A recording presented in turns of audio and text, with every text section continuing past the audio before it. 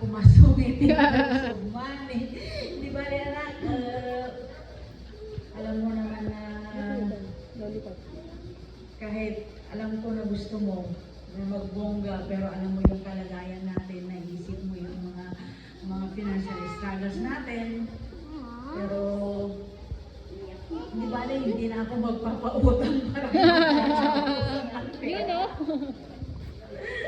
para maibigay ko yung gusto mo, pero sa totoo lang, mahal na mahal ka namin. Kuya mo, sobrang mahal na mahal ka ng kuya mo. Kaya gusto niya mag-stay, pero talagang alam mo na yun. Tapos, sabi ko sa'yo, unahin mo lagi ang mahal na Panginoon. Na kahit hindi ka sobrang matalino,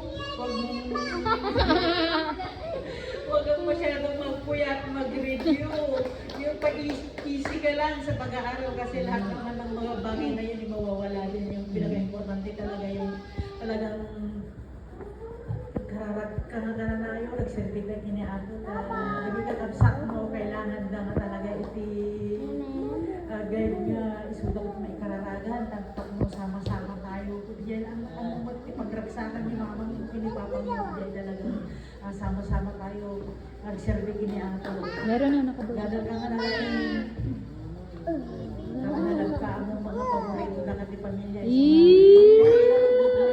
Nasingpot ka, hanggang nagbambandog ng dalos di ba? Asong nalalab mo. Labi anak ko, happy birthday again. Kiss na yan, kiss. Kiss. Ito, mata siya nakigtutak. Ay, bado dyan. Grabe.